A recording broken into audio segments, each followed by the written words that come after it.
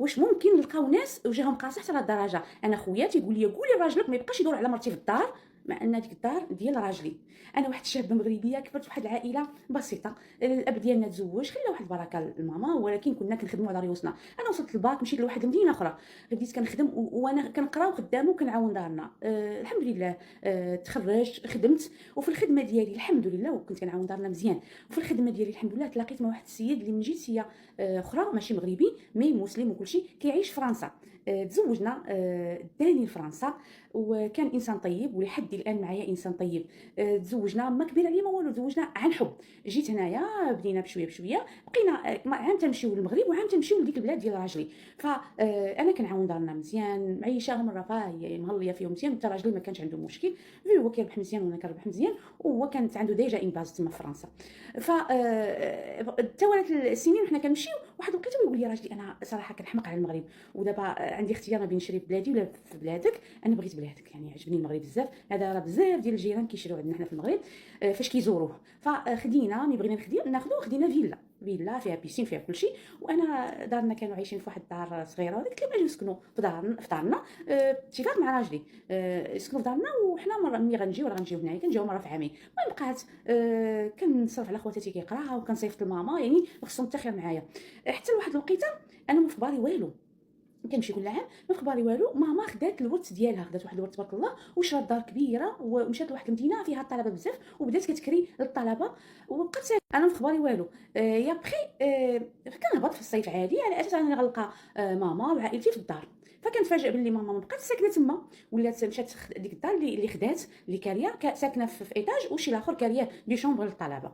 وشكون اللي سكن في داري؟ خويا اللي عاد تزوج. المهم قبل كانوا باغيين يديروا العرس، قلت لهم انا غنهبط في الصيف، تسناو حتى الصيف ونديروا نكون حاضر. قال لك لا، هذاك خويا شويه عنصري، قال لك لا لا انا نديروا دابا. داروا وجا سكن في الدار، وسيد مخيم وداري مفرشه وقاده، مساكن معاه تحت. خواتاتي مشاو مع ماما، كلشي بقى غير هو، يعني خدا ديك الدار ديك الفيلا راه ديالو.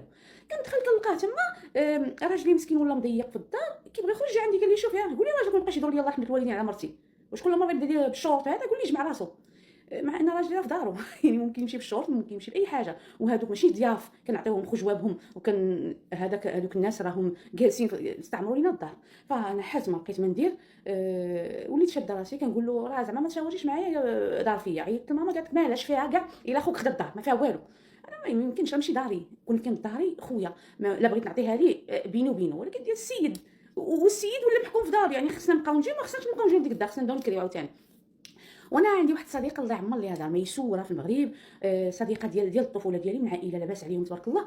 وجلست معاها، مشيت عندها عيطت لها قلت لها شوفي شنو هي، تقول لي شوفي الحيله احسن من العار. دابا انت داخله لك لدارك وما غاديش تقدري تخرجي، وما غاديش تقدري ديري الشوا قدام راجلك. شنو غديري؟ حاجه وحده غديريها، انا نعطيك هاد الفكره وغتمشي ديريها. غتمشي غتقول تريزيرفي يلاه تزوجوا، قالت لي ماشي بزاف، لا قالت لي غتقولي لهم الكادو ديالك ديال العرس.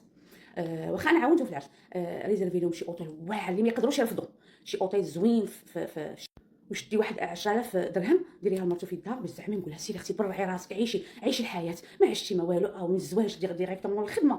ايوا وملي يمشي وقاد لي السوارات وقاد لي امورك زي حوايجهم، عطيهم ديهم عند امك ولا ديهم خرجي لهم الزنقه. المهم في الاول خفت، عرفت ماما غتقلق عليا، ولكن مشيت لهاد الدرجه.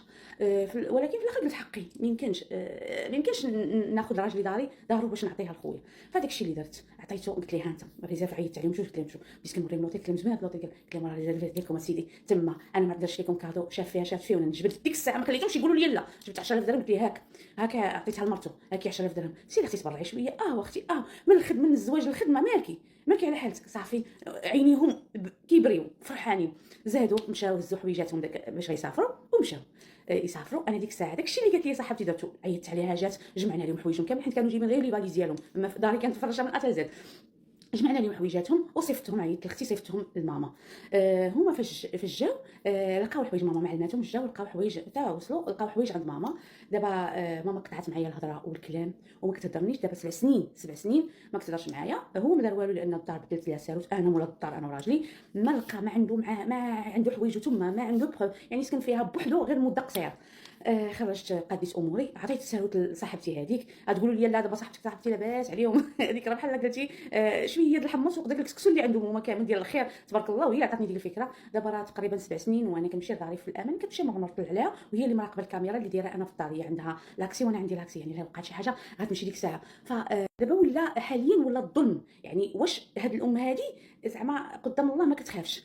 علاش تقاطعني انا وتحرمني منها على قبل حاجه ماشي ديالي وعلى حقي؟ ما درت، ما اديتها، ما سخت معاها، ما اديت لها، ما سرقت ليهم، بغاو ياخذوا لي حقي، استرجعت حقي بالحيله، فقطعوا معايا.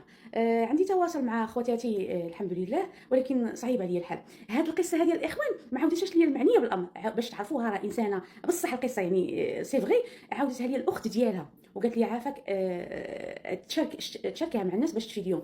هادشي ولا كيخلع وحق الله. اللي عنده شي دار في المغرب يشد صوت امها ويجيب معاه السوات يجي وما يعطيها حتى شي حد، حتى والديك مشي امك ولا باك بغيتيهم تعيشيهم مزيان، سيري يا اختي عكري ليهم شي بلاصه زوينه وما تعطيهمش دارك. هذه فكره ديالي انا، تكون عندك دارك ديالك وسيرتو ديال يكون بارتيسيبي فيها راجلك ولا مخلصها راجلك كامله، ما يمكنش تعطيها. راه الناس بعد 30 عام ديال الاستغلال من بغاو دارهم قالوا لهم اقطعوا معاهم طلبوا لهم مبالغ اللي خياليه وصلوا من المحكمه وبزاف د الحوايج.